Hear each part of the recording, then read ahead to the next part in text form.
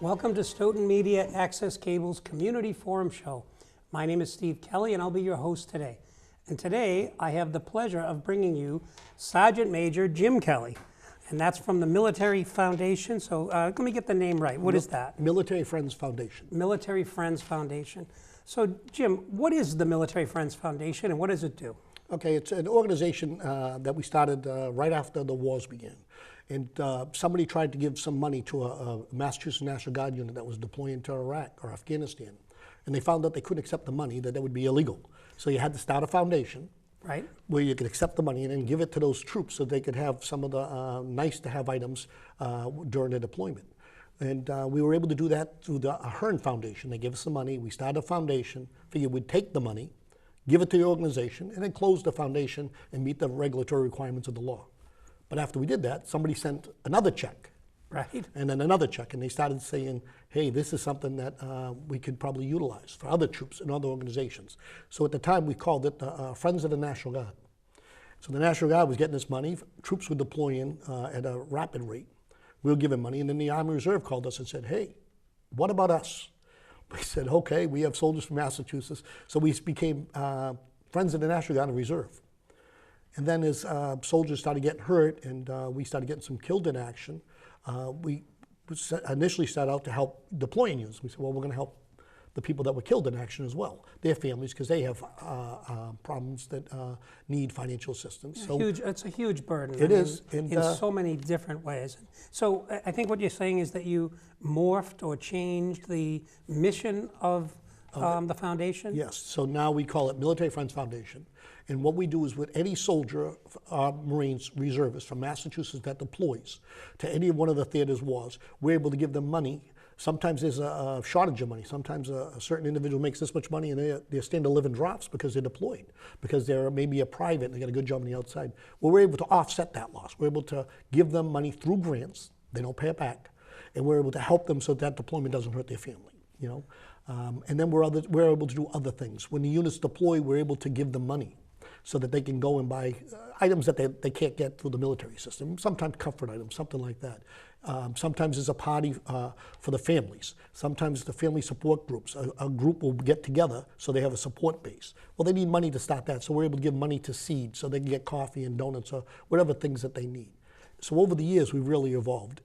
So now our mission is to assist Guard and Reserve and Gold Star families.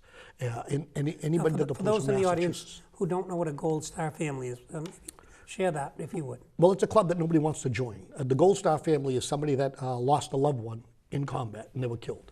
You see the stars on people's houses as a blue star. That means you have a son or daughter or a family member in combat. But a Gold Star is a family that took a casualty, that was killed in action, and died on active duty in one of our wars that we're having right now. So that's the Gold Star family. And in Massachusetts, we have a Gold Star Wives Association and a Gold Star Mothers.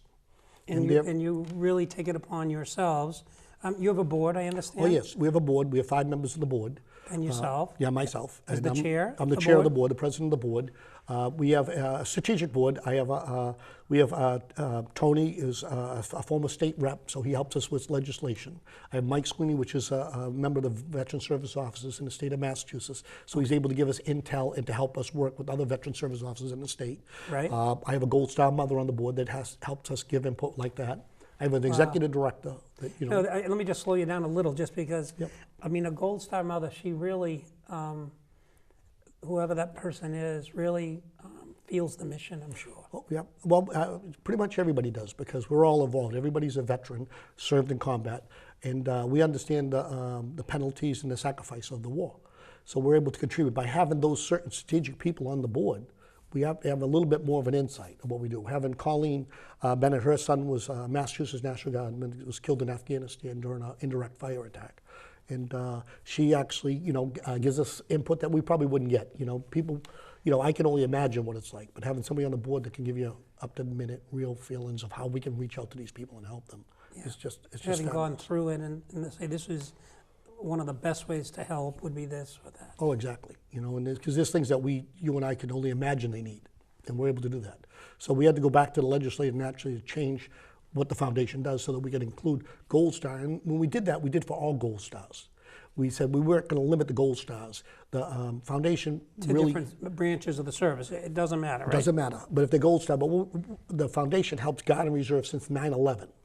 Those are the veterans that we help, the ones that are still serving now. But when we did the Gold Star, we said, well, we won't just do it from 9/11. We'll do all Gold Stars. So we've included them for World War II, Korea, and all them. So they're all able to participate, and they can reach into our fund if there's a financial problem that they need, because the fund's going to be around for a while if we manage it correctly. Well, it sounds like a very rewarding job for you, but I understand you volunteer to do this. Well, that's it. A lot of these veterans organizations, they have boards, and everybody's being paid. And the money really is going first to pay the board. Well, let me say this though. There is a lot of good work being done. All of this, But yes. by various groups, but we do, as a giving public, we really would like to hear that the higher percentage of the money is actually going to the mission of that particular foundation and not to the administration of it, because there are costs. I mean, to offend people who are being paid or whatever, there are costs of running a foundation. But I think as a charitable giver, you want to know that, let's say 60% or whatever. So, I mean, do you have a number that you guys, Our goal that is goes 89 to your to 90. foundation? 80 to 90% of our money is going to where it's supposed to be. It's That sounds rock solid. It's like 10% is where we is. I have somebody that works as an executive director, and my 5th year, I think, as the president of the board, we hired somebody. We were all doing this before with nobody, and then we found out that we really couldn't get the objective done without having someone full-time. We have to have somebody there all the time. We all have jobs, we all have other commitments, and trying to do it, part-time was very difficult. Having somebody now that can answer the phone and make a decision right then and there is important, and it just increases our ability to reach our customers. Good. Tell us a little bit about yourself. Like, what was your background? I mean, did you see yourself, you were 10 years old, did you see yourself sitting in this chair some 50 years later and saying, I'm now running a foundation to help people? I mean, what was your childhood like, and what happened? Run us through a little. Yeah, I grew up in Jamaica Plain, and I joined the Marine Corps, joined the United States Marine Corps. I got out of the Marine Corps. I realized I didn't like the military. And I got out, and after being out about a year, I realized, hey, it's not that bad. I kind of do like that. And so having an opportunity to go back in the Marine Corps meant, because you were out more than 90 days, you lose your rank. So talking to a Guard recruiter, they said, oh, you can keep your rank and come in. So I come into the National Guard, and there was an opportunity for me to go on active duty. So I did another 25 years active duty with the Guard on active duty here in Massachusetts serving. And I got to deploy and go to different places as well. But I think when I was a kid, I wanted to be a Marine, so I got that objective. Yeah. And the military takes on these other things. It's given me a lot of opportunities. It's paid for my degrees. I got a couple of master's degrees, so I was able to do Tell that. us what. I got a master's of education, a master's of MBA, communications, and I'm working on another master's right now, which I'm almost done, but I haven't declared. So it's just another opportunity to grow and learn. I teach high school in Boston. I teach an Army JROTC program, so I'm kind of still involved with the Army. I still have required to wear the uniform every day. And now we're just shaping young kids in the city of Boston to make right decisions and to become good citizens. Wow. So that's a long journey. Right? Yes, it is. So what shaped you to pull into the foundation? Well, recruiting retention. We do recruiting and do retention. Retention, you work with soldiers' issues that are keeping them in and to help them find programs. Well, when they started this process, I was a little involved with the Friends of the National Guard when they started it. And they were collecting money, but they were making the restraints very difficult for people to get the money. They were just made the paperwork kind of difficult. And some general officer called me and said, hey, Sergeant Major Kelley, we got a problem with this thing, and we need you to get on that board and kind of square that away and give it a little purpose and direction. So I said, well, I'll give it a year, and I'll kind of fix this little problem if I can, and I'll move on. And I got, not soon long, about a year later, they made me the president of the board. And we kind of grew some other programs and started helping a lot of people. And it got to the point where I don't think anybody wants to replace me, because after this many years, you get tired, and it's a lot of work. It's almost a full-time job. And I've been trying to get someone to take over, and I just don't have those volunteers jumping up, willing to put the hours in for no pay. You know, Right. everybody wants. I have people ask me every once in a while, well, "I'd like to be on your board. You know, what do you get paid for that?" And I tell them, well, the good thing is you don't get paid anything. I don't even pay for your parking when you come to Boston to one of my meetings. It costs you $44 to park your car. But if you're willing to do that for free, then we definitely want you on our board. We want you to get involved. We're fortunate we get a lot of volunteers too. You know, people that are willing to come up and help. So tell me, you mentioned that you run 5 different programs within your program. So let's give us an example of one, and we'll kind of go through them. Yep. Well, the first one I'll start with is we had a young soldier, Barrett, Colleen Barrett's son, when he was killed. When he was in Afghanistan at the time, he was requesting toys to give to the Afghan children. And people, friends, neighbors would send them over to him. So when we were dealing with Colleen one time, we were asking her, hey, what can we do for you? And she knew what the Military Friends Foundation does, how we help Guard and Reserve soldiers and Gold Stars. She said, gee, you know, we should maybe raise some toys for our soldiers that are deployed. Well, they're deployed because the father and mother's not here, brother, sister. And so we said, okay, and we started a thing called what we call Operation Smiles. And what we did was we sent letters out and hit Toys R Us, you know, all the toy companies, anybody that we could possibly do. And I see we've got a little That's it. screenshot of Operation Military Smiles. Yep, and then what we do at the toy drive is we have toy drives all over the place. So we get volunteers to go to Springfield and down the Cape or wherever to get these toys. We bring all the toys up, and we have 4 locations, usually 3 or 4 locations throughout the state. Right. We send it to all the soldiers that are deployed, their families, their family readiness groups, support groups, and we'll say, hey, the Military Friends Foundation is going to run a toy drive in Springfield or Lynn or down the Cape or in Brockton VA Hospital at the end. We usually end there. You know, come, bring a bag, tell us how many toys are ages. We separate all the toys by ages. And the families, they'll respond by way of Facebook, email, whatever we do. They'll say they're coming in. They'll come in, we'll have coffee and donuts for them. They grab their bags. They'll fill their bags with the age-appropriate toys. We'll always give the mother, the father, the sister, the brother, whoever it is, a card for $100, a Visa card, so that they can buy their deployed soldier a gift from their children and send it overseas. And it's been working out well. We're lucky that we get the contributions that we do.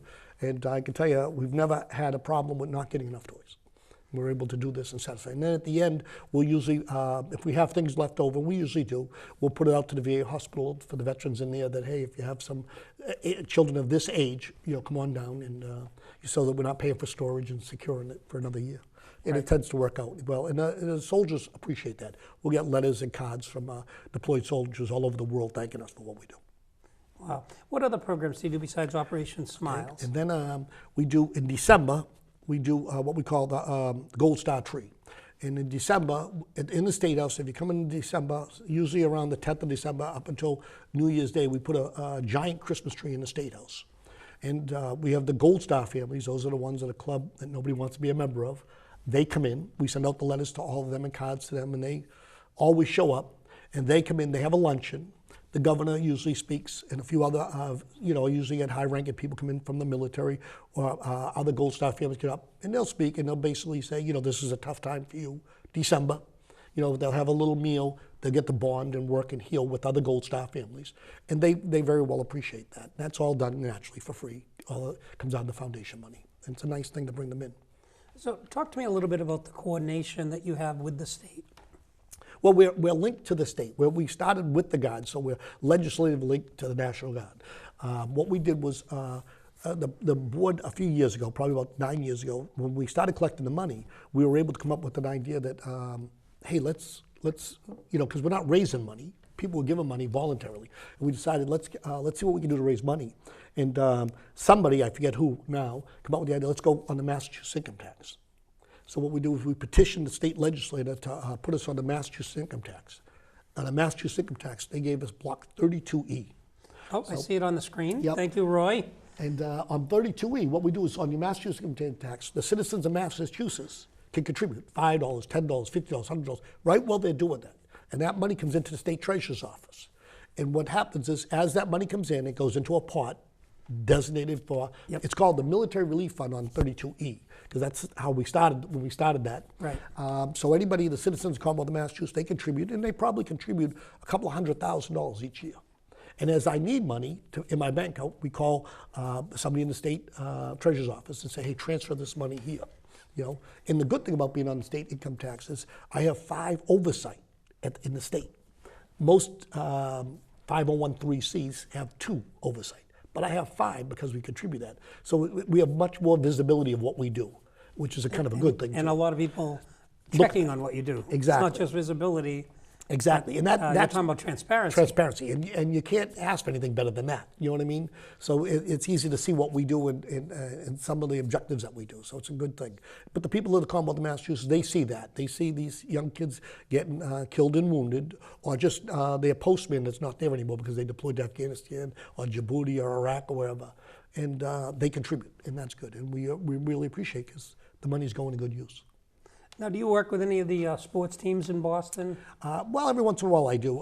The Celtics, I'll call the Celtics and see if we can do something with them. And this December we did we packaged troops up, packages for troops. We did about 400 packages for Massachusetts residents that are deployed.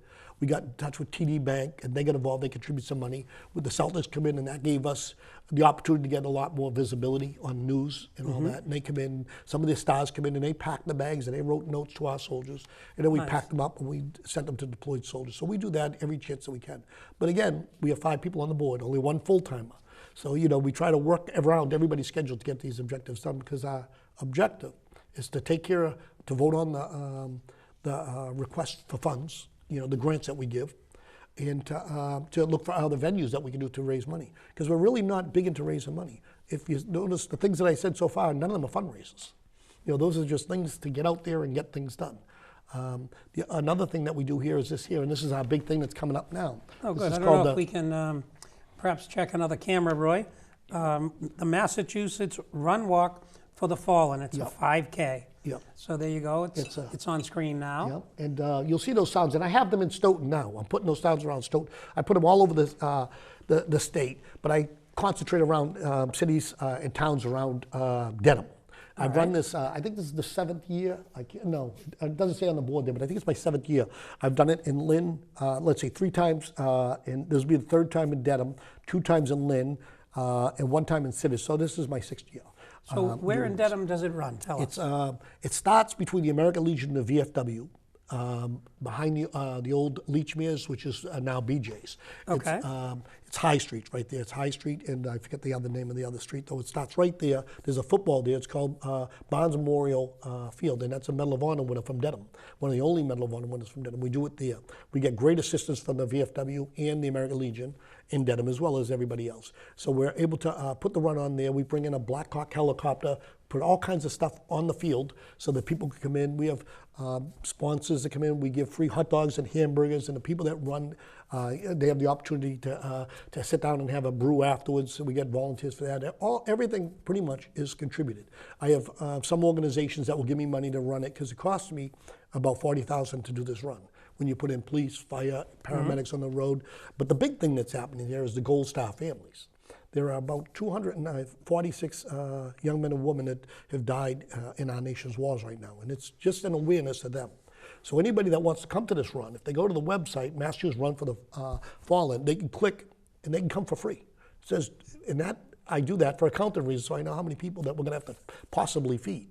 And on the other side, they can volunteer. They can click that and volunteer, and I have jobs there that they can volunteer for with time slots. And then the other side, it says to donate. If they donate there, what they do is they get a little bit more things because they donate. But one of the things that we give everybody is we give everybody that pays for that thing. We give them a shirt. You know, most people want a shirt, and it says Massachusetts Run for the Fallen. And on the back, I'll have one here. I'll show one afterwards. It has the name of every soldier that's fallen. And we cut off the date on 1 August. So we don't add any names after 1 August. They're on the following year. So they have that. Gold Star families come out.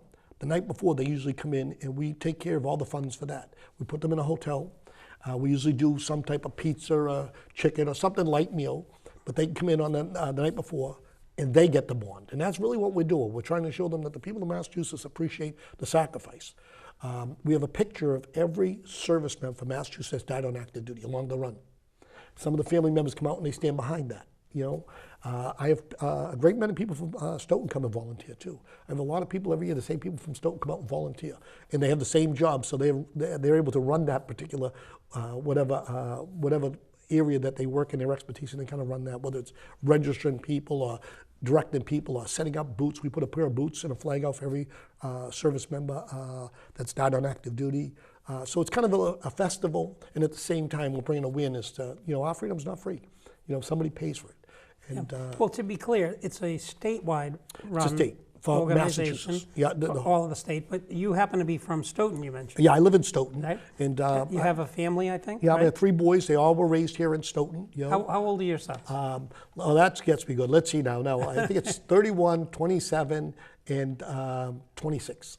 Yeah. Oh, so they're Matthew, my pretty youngest, close. will be 26. Yeah. And has either one of them serving or? Nope, none of them served. And I think that's because they've seen the hours I kept and, leaving sometimes for days or weeks or months and coming home and leaving at 5 o'clock in the morning, coming home at 10 o'clock, 11 o'clock at night. They see the price that you pay. Yeah. So, and my oldest had asthma, so that would have prevented him from getting in, but we all make choices, and I never pushed it, and I never, I let the kids make their own to your decisions. credit, I would think. Yeah, As a devout service man, I think it's hard to give away that to your kids. The idea that they clearly have to run their own lives. And that's really what they do. I never wanted to force any decisions that they made. They made them on their own as free young men, educated young men, I should say.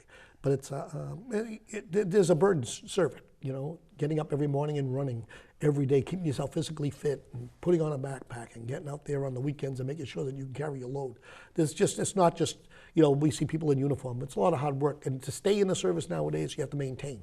It's just, career soldiers, there's a little bit more of an edge. That's why I got my degrees. You have to constantly seek improvement. You just can't stagnate, And they see that. They see the price that we pay, So what other, you've told us about 3 of your programs so far. Another program that we do is, we do the Run for the Fallen, the Tough Ruck.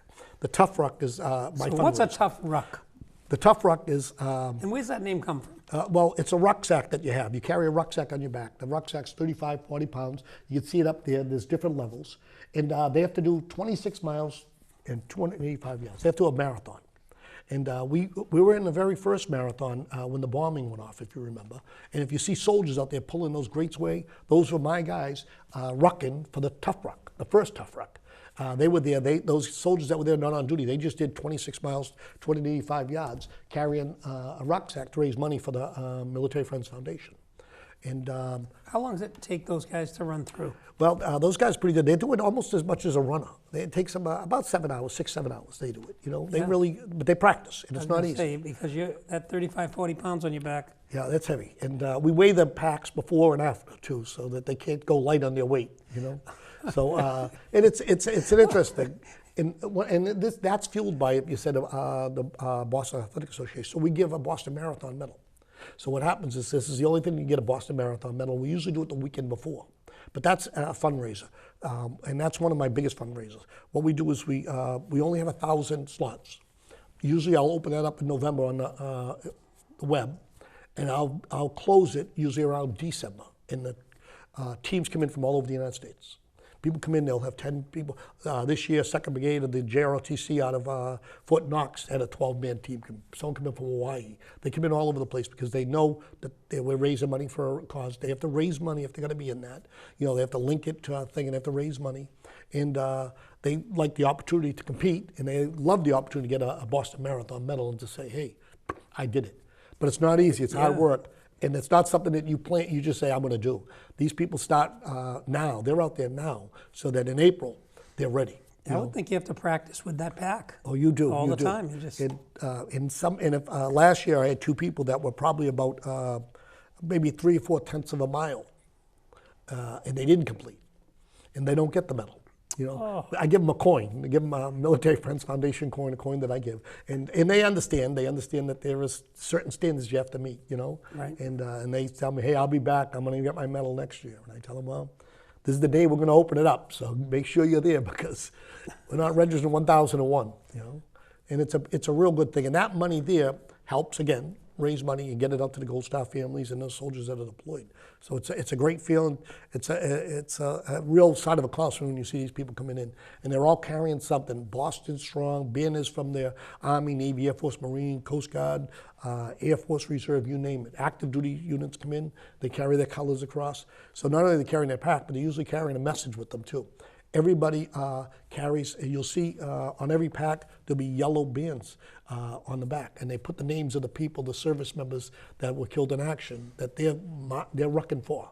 And that's where it comes to tough ruck, you know. Those soldiers or sailors or Marines are not here today to do the ruck, so they suffer through for them. So it's an interesting thing. It's a great thing. And usually 500, 600 people will be there cheering them on. They're all along the right, all along the route. We do it now in Lexington because you can't carry a pack now in the Boston Marathon, you know, because of the terrorist threats that we have, you know, and we have to take a lot of precautions, safety precautions naturally, because there's service members there. So security's pretty tight around these things as well, and there's a whole new level that we have to get involved in everything that we do because of the service members in the nation that we live in now. Talk to me a little bit about the character that you feel is best exhibited in the service people that you are dealing with.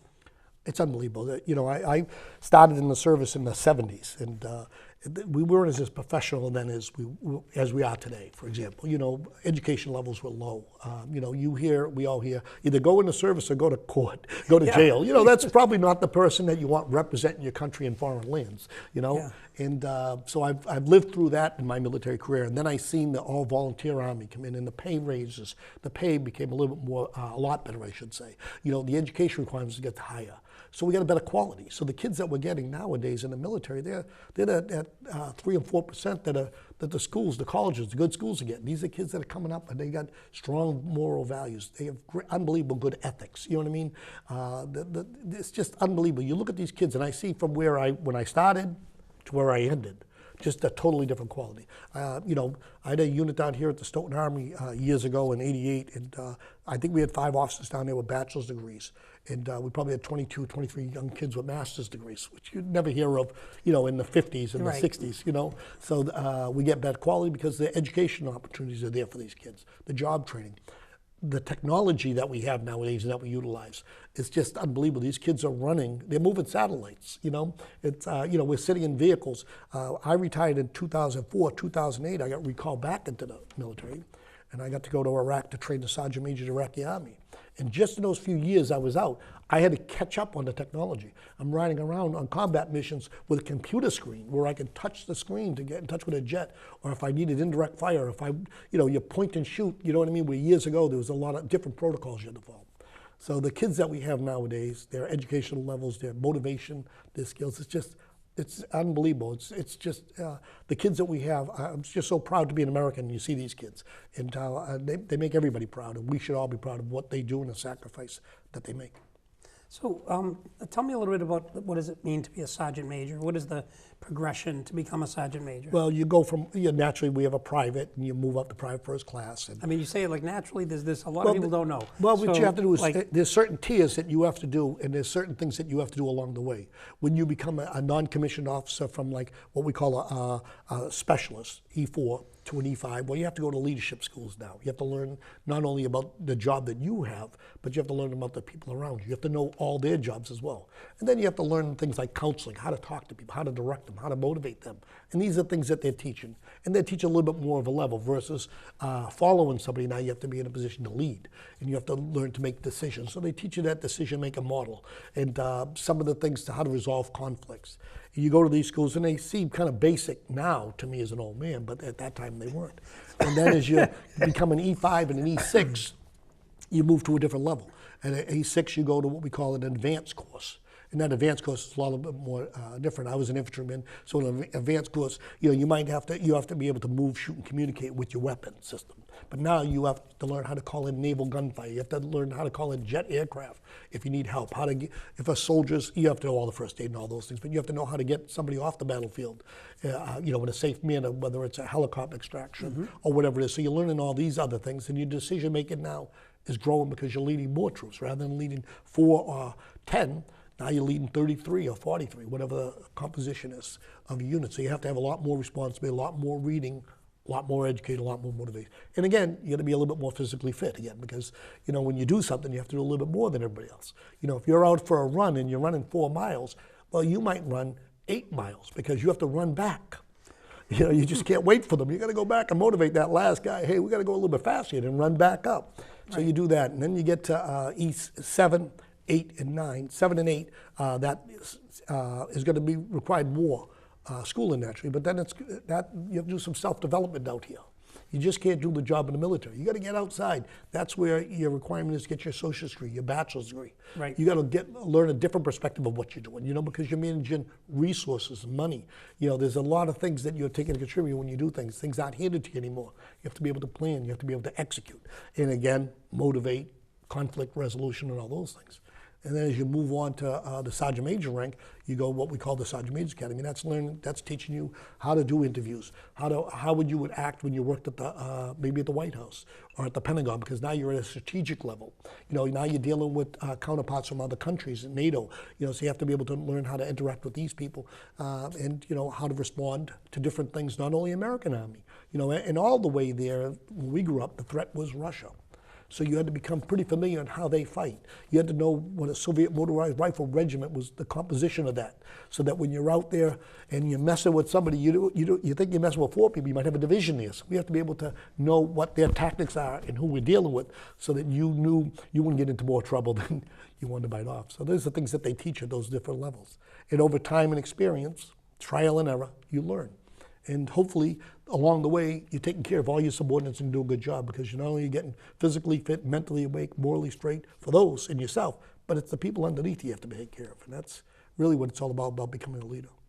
So tell me about your Iraq experience. I mean, you're going to train someone else to be a sergeant major in their own organization. So what was that like? Well, that was definitely unique, because the Iraq Army was brand new, if you think into it. We dissolved the Iraq Army when the United States first got there.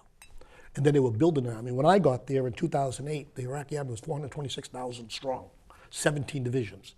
So they had 17 division sergeant majors, and they had one sergeant major Iraqi army. I worked right for General Petraeus. So that was my immediate supervisor in country. And so I reported to him through a sergeant major, but I reported to him and 2 other 3-star generals. If I needed something done, I was able to orchestrate that. I can get it done. And they would say, hey, take this guy out, show him what sergeant major should be doing, and influence those 17 divisions. So while I was there, I was able to start a Sergeant Major's Academy for them. That was one of the things I did when you were out in combat patrols. You see some of the basic mistakes they're making, because I equated to going down to the Gibbons School, giving all the people in the Gibbons Schools automatic weapons and letting them go out on missions, and it just didn't work out well. No. A lot of accidents, a lot of people got hurt, and because they're not disciplined. We have an army, we're highly educated. You have an army, they can't read or write. And so you have people that couldn't read and write. And, it's very dangerous. Everywhere I went, because I only had 9 guys with me, because I was embedded in the Iraqi army. So at the Iraqi Pentagon, it's relatively safe. But when you go out and you're dealing with these 17 divisions, I would only have 9 or 10 people with me, and we'd be walking among that many Iraqis, and some of them don't have your best interests at heart. So it's a very dangerous job, so you really don't rest. But, I found it very rewarding. I enjoyed it. I enjoyed working with him. I loved the Sergeant Major of the Iraqi Army. He was a commando.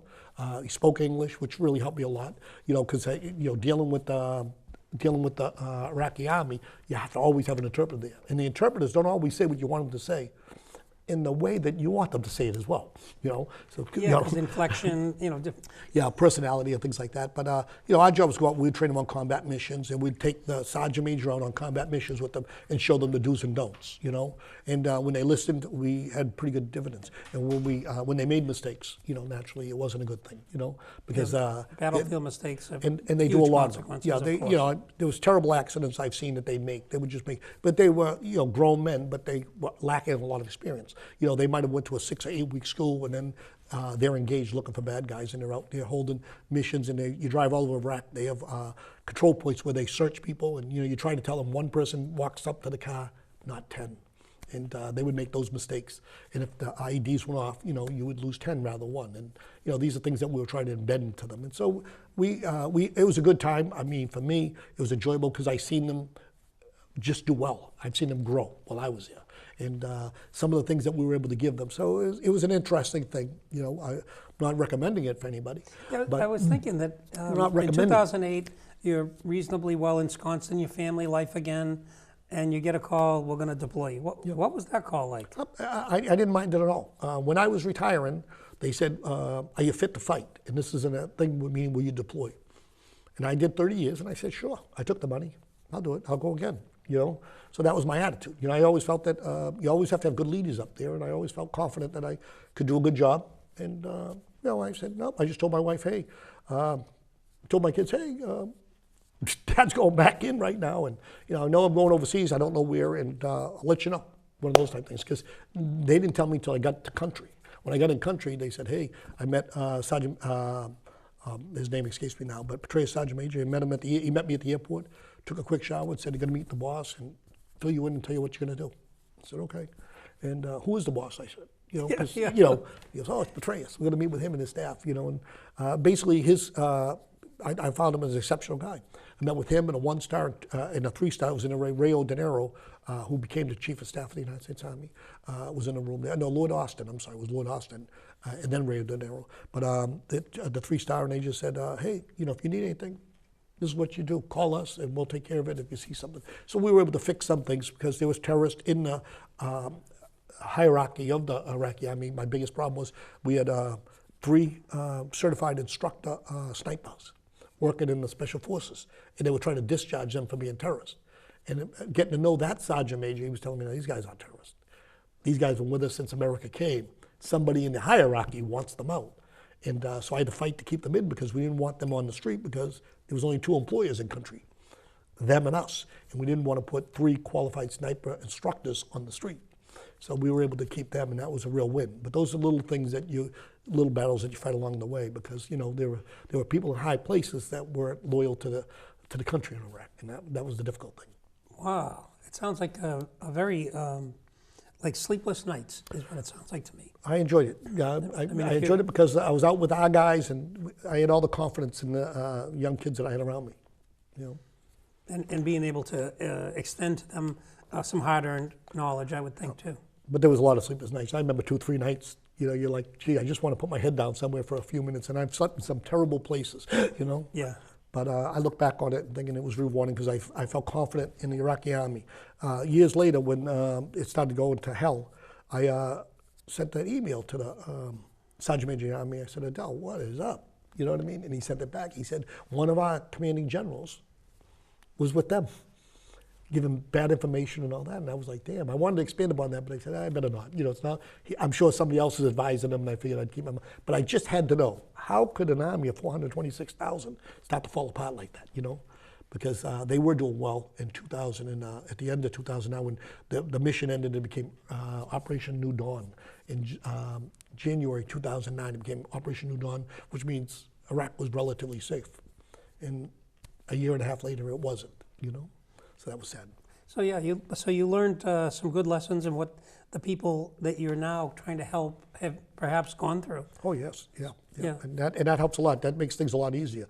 And knowing a lot of those soldiers, when you look at the pictures, when I look at the pictures of these kids, they served with me. You know, some of those kids, you say, gee, I remember this guy. One of the kids on the wall there is Sergeant First Class DuPont. And if you go to our website, you see all the pictures of every kid. If you go to the website, Mass Run, you see a hero's wall. He was a recruiter right here in downtown Stoughton. In the office, there was a recruiting office here. He worked for me when I ran recruiting in the state, you know? And a lot of those kids, you look at them and you say, gee, I don't know this kid, but I met him. You know what I mean? I don't know him personally as a friend, but I met him. And you put out signs. And I usually put out all those signs, all the pictures in the morning. Usually 5:30 in the morning, I go out with a few people, volunteers, and we put out every sign. And every time I put the sign down, you stick it in, you say, gee, I remember so-and-so, and I remember this conversation, that conversation. One of the guys here that's on there is Sergeant Major Walsh. He made Sergeant Major, but he was a young E5 at the Armory here in Stoughton, you know. And we have a kid from Stoughton that came back, and you know, he suffered from the casualties of post-traumatic stress. And whatever the problem was, you know, he died from that. A lack of concern for the VA or whatever it was, over medication. There's a lot of questions out there. But, you know, I remember him leaving as a young kid and seeing him come back a totally different thing, because wars change people, you know. And that's what the foundation tries to do. We try to get in there, and we're not counseling people, but we can give them funds to help overcome some of the obstacles that financial problems bring. So if somebody has come back and has post-traumatic stress syndrome, could they call your office? Well, if they're in, yeah, they can, and we would just farm it out to where it should go naturally. You know, we don't want to be counseling them because we're not qualified to do that. You know, just because you've been through some of this stuff, you know, we're not qualified to counsel. So you want to make sure that you say, gee, okay, you're recognizing something. Let's refer you to where you should go and put them into qualified hands. Now, if they're in the Gardner Reserve and they're still serving and they're deployed, and there's a financial thing, they can go right to our website, militaryfriendsfoundation.com, and seek funds, a grant, and then we can give them money to help them, because sometimes they're out of work and they're going to get counseling and they're going to apply for benefits through the VA, and it's going to take time. So they're going to need a lifeline, and we're able to provide that lifeline and take that pressure off them. Talk to me a little bit about the federal government and how that relates to your work. We really don't have anything really to do with the federal government, because the VA has some really good things in place. You know what I mean? And I find that your veteran service officers know both. They know the federal and the state level. You got Mike Bazan here, who's a stud, just a great guy out there. He leads when it comes to veteran service officers. He's very proactive. So they know all the benefits they do. And, so we don't go into that. The federal government really doesn't, because we keep it Massachusetts general for our organization. You know, I know the benefits for the most part, and I can tell people, hey, based on my experience, you should do this, this, and this. You know what I mean? But you want to make sure that they get the correct information from the right source. There's a lot of people that come out there and they're that backyard lawyers. They say, hey, this is what I think, and that's what I think, and you're giving misinformation, and you don't want to do that. You want to make sure you go to someone like Mike Bazar downtown and say, hey, Mike, what federal program's there? And he's on track. The guy's he's current, and that's where he should be. He's also current on the state, and he's got good common sense, and he knows where to lead you. You know, so we direct them to those 350 veteran service officers that are really the quick guns in that area. They can help somebody, and they know where to get them and how to get them there in the most efficient way possible. So, as you look at this group of people that you are serving, what's sort of not the best advice, but what's sort of the thing that you should say they take away the most? I think they all walk away thankful. I get letters from people, and we give funds to some of the worst time in people's lives. You know, like today, for example, somebody, the military will show up at their door, knock on the door, to tell a family that, you know, their son and daughter paid the ultimate sacrifice for our freedom, and they're hitting them. They woke up and it's a regular day, and that hits them in the face when those people there notified them. So they'll say, well, gee, my daughter's in the University of Southern California. How am I going to get her home? I'll tell them, don't worry, military friends will take care of that for you. I have a son or a sister or a cousin, somebody that they need, that they want there, right? Well, that's what we can do. You know, we can take that away from them. We make buttons up for them for the funeral. Whatever they want, this fund will do.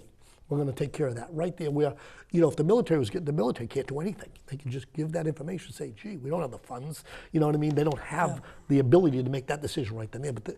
But the people that give that message, they know us, and they know we're going to fund whatever that family needs right then and there. And we're going to stay with that family, that Gold Star family, for as long as they need us, you know. So it's a very noble cause. Oh, I tell you what, I feel good.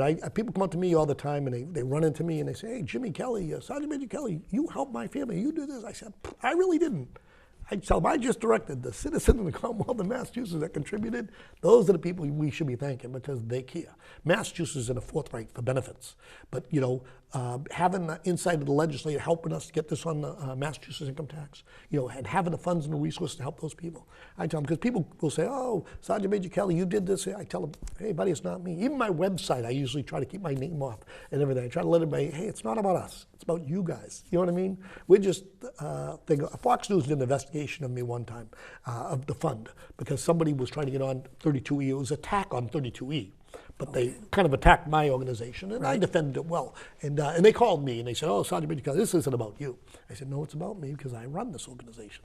But, you know, I can show where every dime goes, every penny, right down, because we keep accurate reports, and it really went well. But I found it very funny. But the person that came up to me basically said, gee, what was this all about?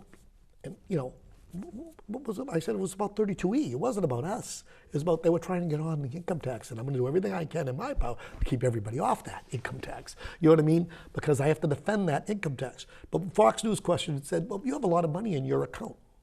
I said, yes, I do, because we manage that, and that's my job as the president of this board, to make sure those funds are there today, tomorrow, the next week. We don't throw money away.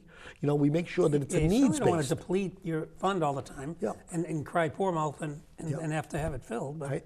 And I said to the reporter, I thought it was funny, I said, and all you have to do is tell me one person we've denied that meet the requirements. said, well, we don't have that. I said, and you won't find that. You know what I mean? Because all our board members can approve. And I said, because you're not going to find that. You know what I mean? You are just not going to find that because we are able to do certain things. In the Tough Rug, the money that we raise from the Tough Rug, we're able to use that for other things. Sometimes there's an exception to the rule, and we're able to use that money for that as well.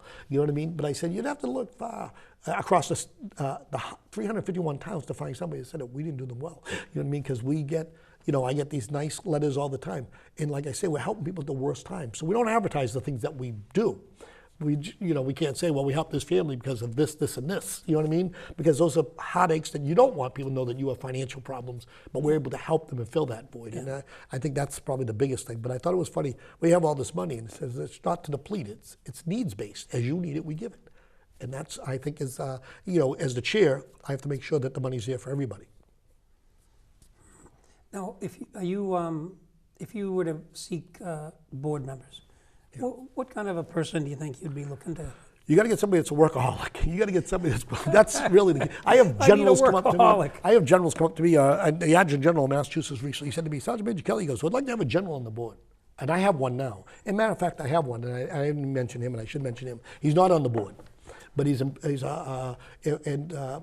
Mark Snyder had a picture recently, it was funny, somewhere, and it said Sergeant Major Kelley there. Well, the guy beside me is a brigadier general from Stoughton. But he grew up in Stoughton and left and moved to Randolph, so they just didn't know. But Brigadier General Tom Sellers retired. Has been around while he was the land component commander for the Massachusetts National Guard. He couldn't get on the board because you can't be on board when you're an active duty member to raise funds. Right. But he can give advice and all that. And Tom Sellers is just one of those guys out in the forefront. He lives in Florida now, in Randolph, and I call him, he flies up, and he takes care of these issues, because sometimes it's good to have a general walk in the room with you too. So we use him, and a lot of times you'll see him on our website. He'll be standing up there as a phrase. I say, hey, General, you mind getting up there representing me for this or that? I'm there for you, Sergeant Major, But he's out there. But the Adjutant General said to me recently during a conversation, I'd like to have some generals on the board. I said, yes, sir. So would I. I said, but, because we got a lot of retired generals. I said, yes, we do. I said, the active duty you can't have because we solicit funds, and that's against the rules. I said, but the ones that retired, I said, I've gone to. I just look They don't want to work. Not only do they want to work, but they always say, not just the generals, a lot of people come to me and they go, Sergeant Major, I'd love to be on your board. I love what you do. How much do you get paid for being on the board? And I always say, well, that's the funny thing. I'm not going to pay anything. I'm not going to pay for your parking, because if you want to be here, you got to truly want to be here. And you got to pay. And it costs me personally a lot of money out of my own account. And I'm fortunate enough to be retired. I got a good job in the city of Boston. So I have funds. I shouldn't say it on TV. My wife might be listening. But, I pay. If we get together, we meet after a board, we go out and have a beer, I'll pay. If there's something that we're going to have at the board's going to go along, then I'll order pizza and all that. But I pay that out of my pocket. But I have a debit card. I can legally use the fund's money. But the board, all of us choose not to. We choose to put that money where it belongs, and that's why it's an important message to get out there. It's kind of like a sacred trust and that's what it has sacred mission. And it has to be. You have to have compassion for the people that are serving, and for the people that paid the ultimate sacrifice for our country. And you gotta, you either got to be all in or got to be all out. People come up to me all the time, and like I say, they want to be on, but they don't want to. I tell them, let me tell you the hours that we work. You know what I mean? If we get a call at 5 o'clock in the morning because some Marine or Air Force or somebody's going to give a message this morning, they'll call. And I say, hey, we got a message that we got to live today. Am I limited to funds or whatever? And we'll tell them, no, you're good to go. You're all set. You know what I mean? Sometimes we ask where they are. Sarah, who works for me as my executive, she goes to a lot of those calls. And I've done it myself, and they're just not pretty.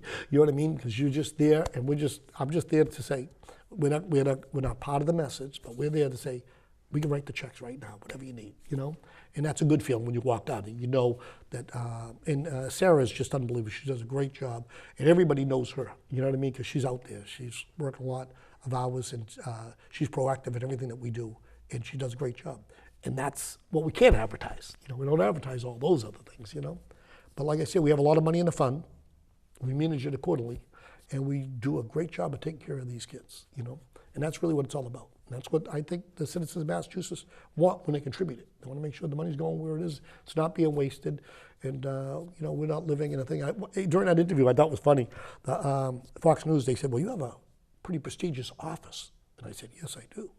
They said, it's right across from the State House. That's my address. And that helps me if I have to meet with a legislator to deal with something. And I said, it is very prestigious. But I share that with about 9 other, nonprofit. So we're not paying a lot of money for rent. We're all sharing a desk. Isn't that great? It's a nice address, and that, they were like, oh, that's You were able to noteworthy. explain everything really well. But when you're on front, when you're on the table and you're upfront and honest, that's really what it's all about. You don't have to make it up. Yeah. So I'm going to switch gears for a minute, Yep. and I'm going to let the audience know we've got Leo McGowan out in the background. He's helping us with filming. We got Roy Cohen producing, Dave Young out in the back as well. People that we want to say thank you for their service as well, helping us run the program. We're going to take some commercial messages now, and then we'll come back to you in just a few minutes. Hi, it's Gary LaPierre, and the crew wants to thank How's so far? Maxie's Delicatessen. That's at 117 Sharon Street in Stoughton. They're 781-341-1662. American Cancer Society, yes, they're looking for volunteers. Drive cancer patients to and from their treatments. 1-800-ACS-6662, or just go to www.cancer.org. Ilsa Mark's Food Pantry in St. Anthony's Free Market, 2 Park Avenue in Stoughton. For more information, call Christine Gallagher. That's at 781-341-0611 or 781-341-0549. Meals on Wheels. Just ask for Jessica. You'll find her at 781-344-8882, extension 2. Stoughton Penny Saver. Our business is advertising your business, they tell us. 27 Rose Glen Street, Stoughton, 781-344-4833. Community Forum showtimes in Stoughton. It's Thursday, Friday, Saturday, and Sunday at 6 p.m., Monday at 8 p.m., Tuesday at 5 p.m. It's on Comcast Channel 9 and Verizon Channel 28. All comments and suggestions welcome. Contact us at communityforum1@yahoo.com. Samaritans, they're at 41 West Street on the 4th floor in Boston, 02111. Their phone number is 617-536-2460. 24-hour helplines for Samaritans, and the number is 877-870-HOPE. That's 877-870-4673. Samaritans, you can find them at 800-252-TEEN. That's 252-8336. Or find them online at SamaritansHope.org. All right, well, we're almost back in studio with Sergeant Major Jim Kelley from the Military Friends Foundation. But before we do that, we want to let you know about the Hometown Business Show, in which we highlight all kinds of businesses, Tuesdays at 11 a.m., Wednesdays at 5:30, Thursdays at 8, Sundays at 7, Comcast Channel 9, Verizon Channel 28. We also have Monday Night Bingo at a Harvest Torah congregation, a wonderful congregation, wonderful group of people. If you like bingo, give them a shout. 1179 Central Street, Stoughton. Doors open at 4:30. Games start at 6:30 p.m. They usually have great food down there, and it's a wonderful time. And we have our own Get Fresh cooking show right here in Stoughton. New episodes will be coming soon. Comcast Channel 9, Verizon Channel 28.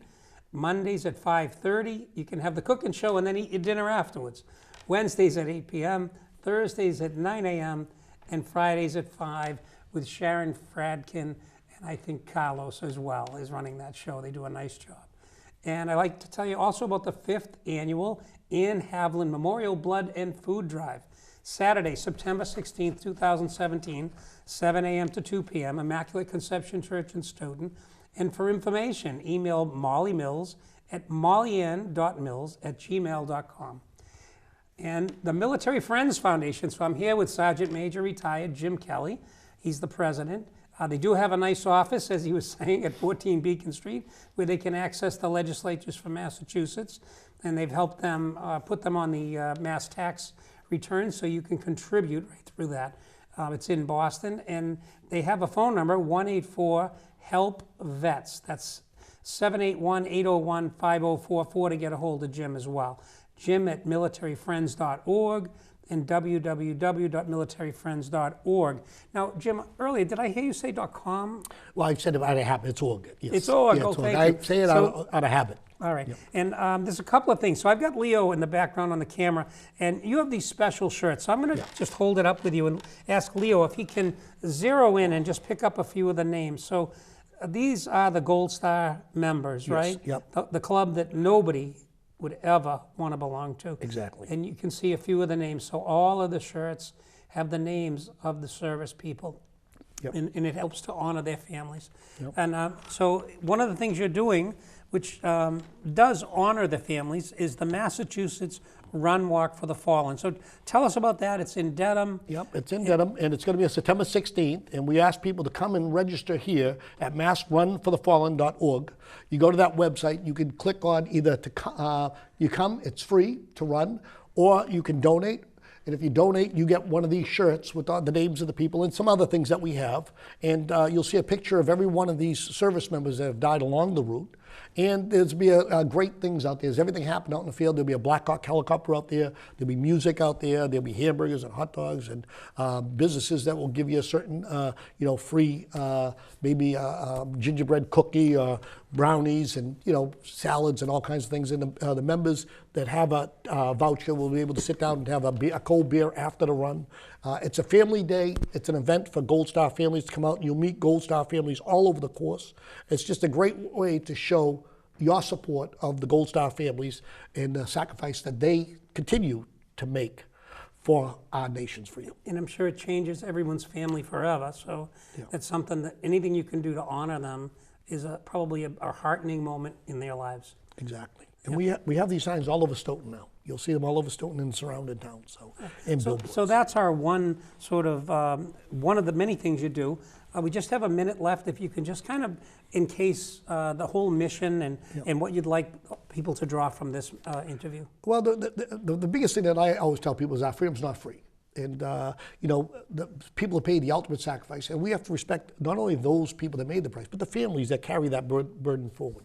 So the Military Friends Foundation is committed to take care of all of our Guard and Reserve soldiers that are serving now, that are deployed, and the Gold Star families that have paid the price, that we can help them raise the funds to meet their needs and fill some of the void that they have. We're never going to fill the void of the loss, naturally, but we'll be able to help them in a financial way and bring other Gold Star to families so that they can all bond and work and heal together. And I think that's the nutshell what the Military Friends Foundation does, and that your money's being well spent.